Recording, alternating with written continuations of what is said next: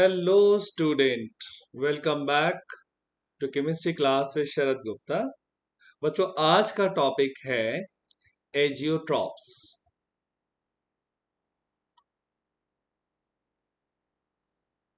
बच्चों, ये टॉपिक बहुत इम्पोर्टेंट है आपके बोर्ड्स के लिए और कॉम्पिटिटिव एग्जाम्स में तो इससे बहुत सारे क्वेश्चंस आते हैं। तो हम सभी इसको मन लगा के आज पढ़ेंगे और समझेंगे भी।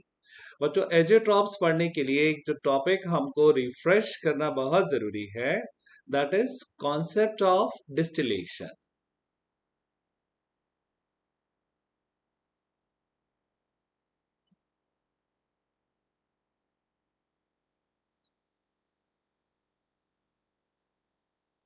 राइट बच्चों, डिस्टिलेशन का क्या कॉन्सेप्ट होता है, that we are going to understand one more time. बच्चों, आपने प्रीवियस क्लास में पढ़ा था कि अगर कोई हमारे पास कोई दो लिक्विड हैं जो आपस में अच्छी तरीके से मिसिबल हैं, यानी आप उनको छान के या सीव करके या उनको रख के सेपरेट नहीं कर सकते क्योंकि वो बहुत अच्छी तरीके से मिसिबल हैं।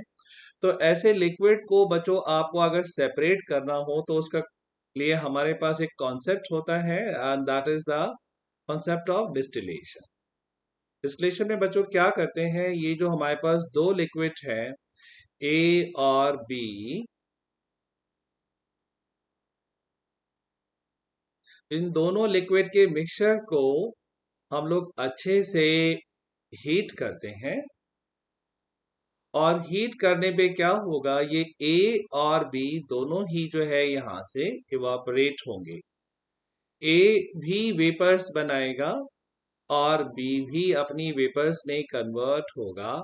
लेकिन यहाँ पे जो वेपर मिक्सचर है उसका कॉम्पोजिशन जो है हमेशा ज्यादा वोलेटाइल सब्सटेंस, यानी ऐसा सब्सटेंस जिसका वेपर प्रेशर ज्यादा होता है प्योर स्टेट में, उसके फेवर में होता है। यानी कि जिस लिक्विड का वेपर प्रेशर ज्यादा है, जो ज्यादा वोलेटाइल है, जो अच्छी तरीके से इवापोरेट हो सकता है, ऐसा लिक्विड यहाँ पे ज्यादा अच्छे से इवापोरेट होता है।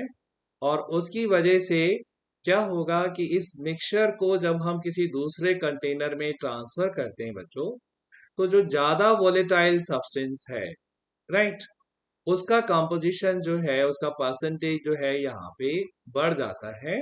और जो कम वोलेटाइल सब्सटेंस होता है उसका जो है वो परसेंटेज यहाँ पे कम हो जाता है।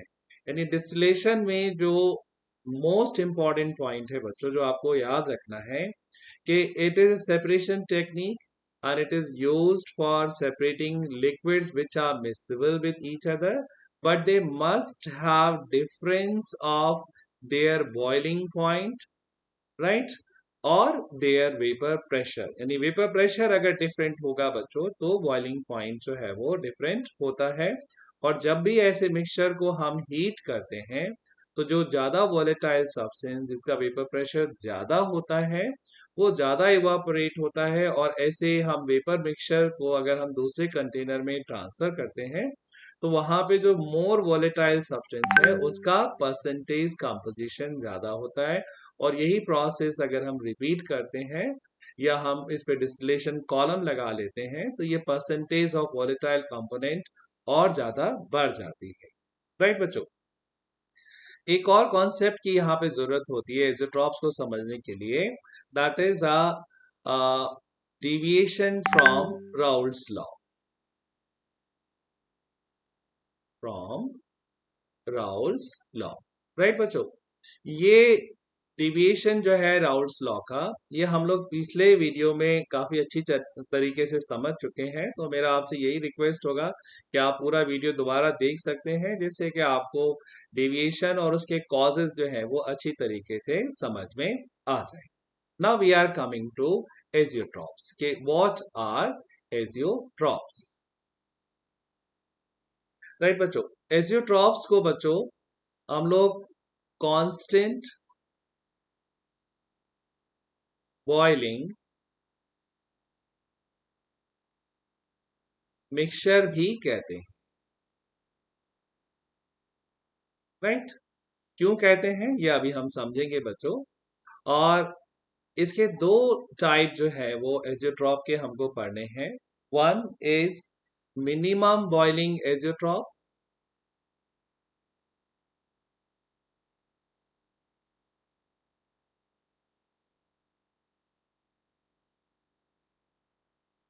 और जो दूसरा हमको पढ़ना है बच्चों, that is maximum boiling azeotrope.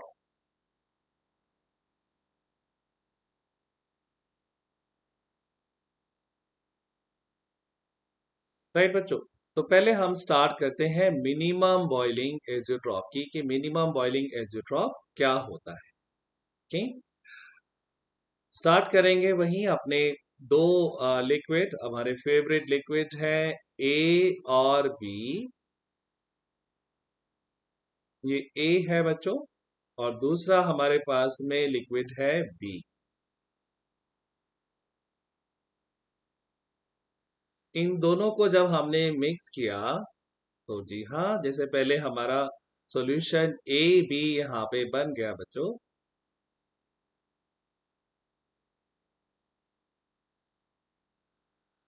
अब क्या होगा यहाँ पे बच्चों, ए बी का जो फोर्स ऑफ अट्रैक्शन है, ए और बी का जो फोर्स ऑफ अट्रैक्शन है, अगर वो कम है, यानी कि वो आपस में एक दूसरे को पसंद नहीं करते हैं, force of attraction is less, कम है यहाँ। राइट, तो क्या होने वाला है बच्चों, A B force of attraction is less than A और B B force of attraction. तो जैसा हमने पहले पढ़ रखा था बच्चों, this is going to be a case of positive deviation from Raoult's law. From Raoult's law मतलब क्या हुआ यहाँ पे, कि जो वेपर प्रेशर हमको यहाँ पे मिलेगा बच्चों, वो कैलकुलेटेड वैल्यू से ज्यादा होगा। क्यों? क्योंकि ए और बी एक दूसरे को पसंद नहीं करते हैं, उनके बीच में अट्रैक्शन नहीं है, तो वो डेफिनेटली इवापोरेट ज्यादा होंगे। और ज्यादा इवापोरेट होने की वजह से जो राउल्स लॉ में हमारे पास में फॉर्मूला होता है, P solution is equal to P A plus P B, या P not A times chi A and P not B times chi B। यहाँ पे ये जो वैल्यू बच्चों हम लोग कैलकुलेट कर रहे हैं, कैलकुलेटेड वैल्यू, और जो वैल्यू हम यहाँ पे ऑब्जर्व कर रहे हैं, ये बराबर नहीं होंगी। क्यों? क्योंकि कैलकुलेटेड वैल्यू जो है यहाँ पे बच्चों, क्योंकि ये ज्यादा इवापोरेट हो रहा है, कम हो जाएगी, और जो पी ऑब्जर्व वैल्यू है वो ज्यादा हो जाएगी, यानी it is a case of positive deviation. Right, positive deviation होने की वजह से बच्चों क्या होगा यहाँ पे, क्योंकि ज्यादा जल्दी वेपर्स बन रहे हैं, boiling point of such liquid is less than expected।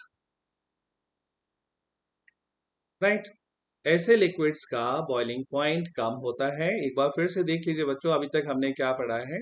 हम लोग पढ़ रहे हैं मिनिमम बॉइलिंग एज़ोट्रॉप, और इसमें हमारे पास में जो ए और बी का जो मिक्सचर है, उसमें फोर्स ऑफ अट्रैक्शन कम है। फोर्स ऑफ अट्रैक्शन कम होने की वजह से इनका इवापोरेशन मिक्सचर में ज्यादा होगा, और जो कैलकुलेटेड वैल्यू है राउल्ट्स लॉ के हिसाब से बच्चों, वो कम रह जाएगी, क्योंकि ऑब्जर्व वेपर प्रेशर यहाँ पे ज्यादा हो जाएगा, क्योंकि ज्यादा इवापोरेट हो रहा है।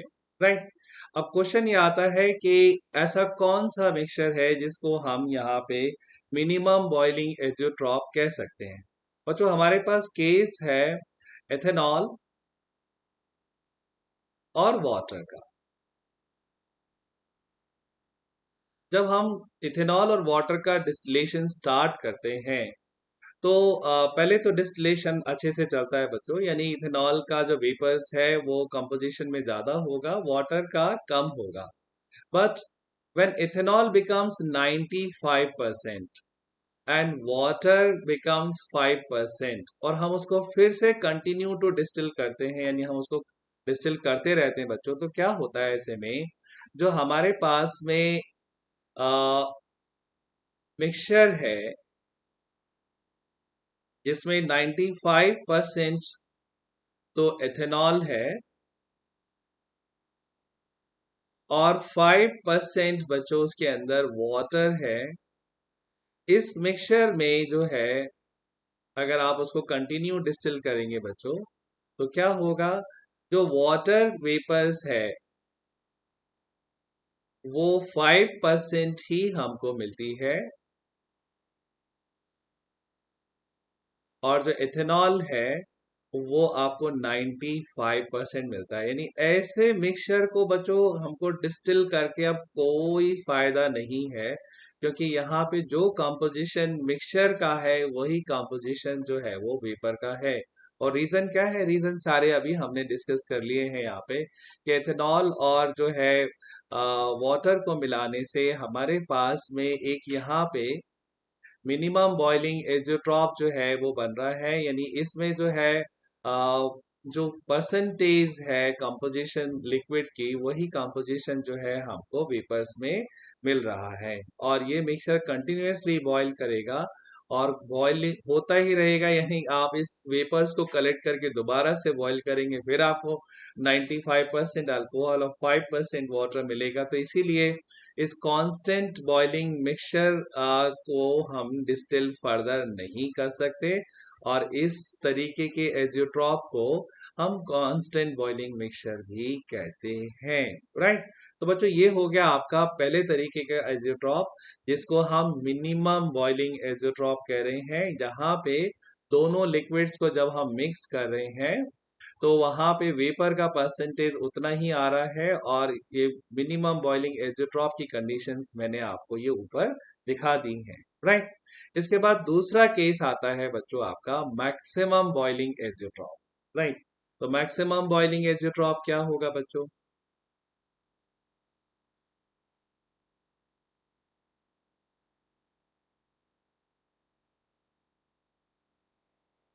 मैक्सिमम बॉइलिंग एजियोट्रॉप में जो हमारे दो लिक्विड ए और बी है, या बच्चों ये ए और बी जो है जब हम उनको मिक्स कर रहे हैं तो इनकी आपस में बहुत अच्छी फ्रेंडशिप हो जाती है। यानी कि A B force of attraction is much more than A और बी फोर्स ऑफ अट्रैक्शन। तो ये क्या होंगे बच्चों, ये इवापोरेट अब कम होंगे, क्योंकि ये एक दूसरे को अट्रैक्ट ज्यादा कर रही हैं, तो इसलिए इनका क्या होगा, इवापोरेशन कम हो जाएगा। और कम इवापोरेट होने की वजह से इसको बॉईल करने के लिए आपको ज्यादा हीट लगेगी, इसीलिए इसको मैक्सिमम बॉइलिंग एजियोट्रॉप कहते हैं। राइट। एग्जाम्पल है इसका मैक्सिमम बॉइलिंग एजियोट्रॉप का बच्चों, that is HNO3 which is 68% and water which is 32%. ये जो मिक्सचर है बच्चों, this is called as maximum boiling azeotrope।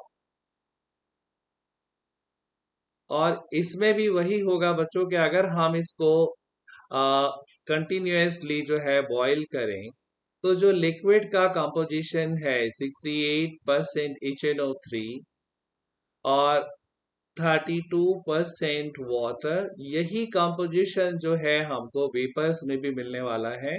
32% water in vapours will form और 68% HNO3 in vapours will form. Right. तो बच्चों एक बात तो मैंने आपको डिस्टिलेशन में पहले भी बता दिया था कि डिस्टिलेशन क्यों करते हैं, जिससे जो ज्यादा वोलेटाइल सब्सटेंस है उसकी ज्यादा वेपर्स बने और वो प्रोसेस कंटिन्यू होता रहे और हम उसको सेपरेट कर सकें। लेकिन इस तरीके के मिक्सचर में देखिए, लिक्विड का जो कॉम्पोजिशन है वही वेपर का कॉम्पोजिशन है, यानी डिस्टिलेशन यहाँ पे हो गया है fail. Right. You cannot distill all such type of mixture after a certain limit. अब 68% HNO3 32% water को आप फर्दर डिस्टिल नहीं कर सकते। राइट बच्चों। तो इसको हम कहते हैं मैक्सिमम बॉइलिंग एजियोट्रॉप, और मैक्सिमम बॉइलिंग के लिए फोर्स ऑफ अट्रैक्शन यहाँ पे होना चाहिए ज्यादा। राइट। और कुछ बातें इसमें रह गई, वो एक बार हम फिर से पकड़ लेते हैं यहाँ पे। क्योंकि यहाँ पे फोर्स ऑफ अट्रैक्शन ज्यादा है बच्चों, तो ये आपका केस हो गया negative deviation from Raoult's law.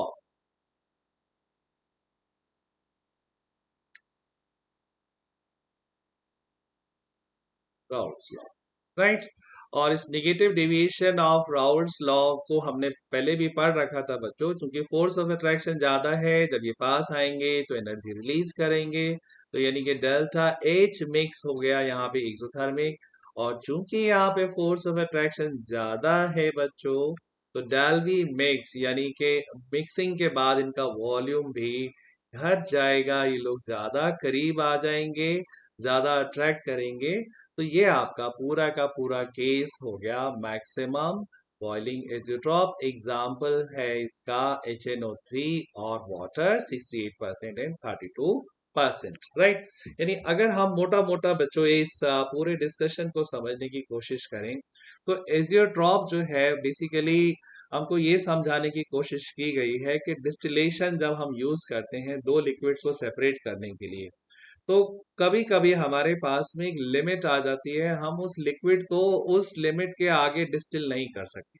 जैसे अल्कोहल जो है, जब इंडस्ट्री में बनता है बच्चों, तो उसमें 11-12% अल्कोहल होता है और 88% उसके अंदर वाटर होता है। जब उसको कंटिन्यूअसली डिस्टिल करते चले जाते हैं तो एक कंडीशन आ जाती है कि 95% अल्कोहल हो गया, 5% वाटर हो गया। तो अब इस 95% अल्कोहल और 5% वाटर को अगर हमें 100% पे ले जाना हो, तो यहाँ पे आपका डिस्टिलेशन मेथड फेल हो जाएगा। क्यों? क्योंकि वहां पे वो एक एजोट्रॉपिक मिक्सचर बन जाएगा, वो एक मिनिमम बॉइलिंग कांस्टेंट मिक्सचर बन जाएगा, यानी कि आप उसको फर्दर डिस्टिल नहीं कर सकते। वही एग्जाम्पल आपको HNO3 और वाटर के केस में बताया है कि HNO3 और वाटर को आप मैक्सिमम 68% HNO3 तक तो डिस्टिल कर सकते हैं, इसके बाद आप डिस्टिल नहीं कर सकते। तो एजियोट्रॉप्स जो है वो बेसिकली हमको ये समझाते हैं कि डिस्टिलेशन का लिमिट कहाँ है, कौन कौन से केसेस में हम डिस्टिल क्यों नहीं कर सकते। और राउल्स लॉ, और अगर हमें इन मॉलिक्यूलर फोर्स ऑफ अट्रैक्शन का अच्छे से आइडिया हो, तो हम उस एजियोट्रॉप्स का रीजंस भी अच्छे से समझ सकते हैं, राइट बच्चों। तो ये तो हो गया आज का टॉपिक, एजियोट्रॉपिक मिक्सचर या कांस्टेंट बॉइलिंग मिक्सचर। बच्चों अगर वीडियो आपको पसंद आया हो तो इसको लाइक और शेयर जरूर करें, कमेंट में जरूर लिखें। और ये जो चैनल है बच्चों, मैंने ये स्पेशली जो है आपके लिए इसको असाइन किया है, इसको जरूर सब्सक्राइब करें और वीडियो को फॉरवर्ड करें अपने फ्रेंड्स को, अगर उनको भी आप चाहते हैं कि वो देखें, राइट बच्चों। अगले टॉपिक का इंतजार करें और इस टॉपिक को अच्छे से तैयार करें। Thank you very much, God bless you all.